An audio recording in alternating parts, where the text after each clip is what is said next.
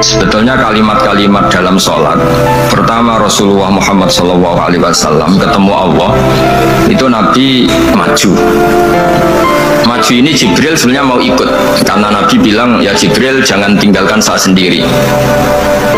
Terus kata malaikat Jibril, sudah makam saya sampai sini, kelas saya sampai sini aja. Enggak, kamu harus nemani saya. Ketika memaksa nemanin, beliau tidak kuat.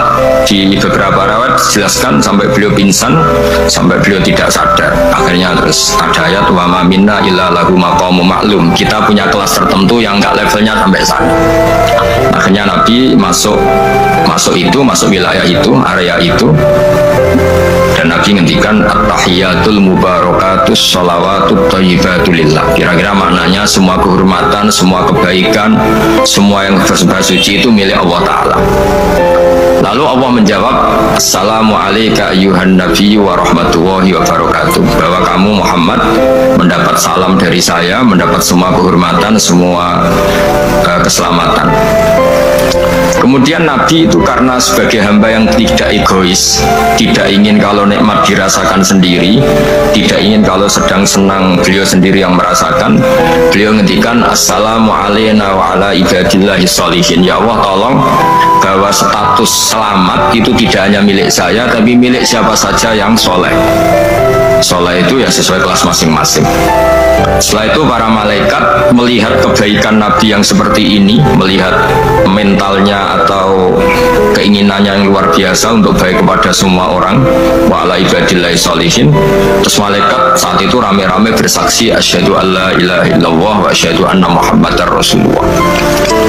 Catatannya apa di sini? Bahwa ternyata kesaksian tentang syahadat itu dimulai rasa tidak egois, merasa bahwa rahmat ini harus dirasakan semua orang. Wa ma arsalnaka illa rahmatan lil alamin. Jadi rahmat ini harus dirasakan banyak orang.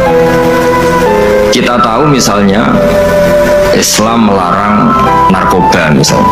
Memang narkoba itu mengganggu, hampir semua kecelakaan rata-rata faktor supir itu narkoba. Begitu juga pembunuhan yang sadis, rata-rata efek dari pengaruh narkoba. Sehingga Islam keras sekali tentang narkoba. Dan alhamdulillah di Indonesia ditangani BNN yang sangat serius melawan narkoba. Nah, keputusan Islam melarang narkoba itu keputusan yang luar biasa, yang menjadi berkah bagi semua. Begitu juga keputusan Islam tentang melarang zina, melarang perbudakan, melarang penipuan. Dan Islam mendukung misalnya gerakan nikah, gerakan adil, gerakan keseimbangan dan kemanusiaan. Sehingga agama ini akan dinikmati siapa saja karena ajarannya. Assalamualaikum warahmatullahi wabarakatuh. Pemirsa Demen Gus Baha yang terhormat, telah kita simak bersama kajian Gus Baha dari awal hingga akhir. Kajian yang singkat tapi penuh hikmah, yang mana beliau mengutip dari peristiwa yang terjadi ketika Rasulullah Shallallahu Alaihi Wasallam menghadap Allah Subhanahu Wa Taala. Tentunya itu insya Allah dalam momen Isra Mi'raj, ketika Rasulullah dikasih status, diberi status penghormatan, keselamatan hanya untuk Rasulullah.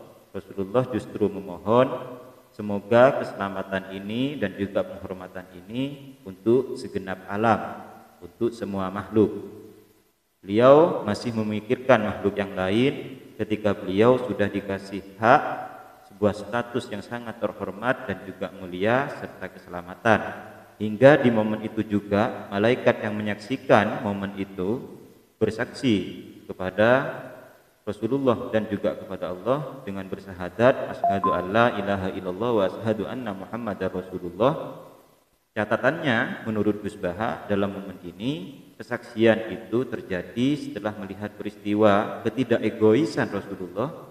Justru Rasulullah masih memikirkan makhluk-makhluk yang lain.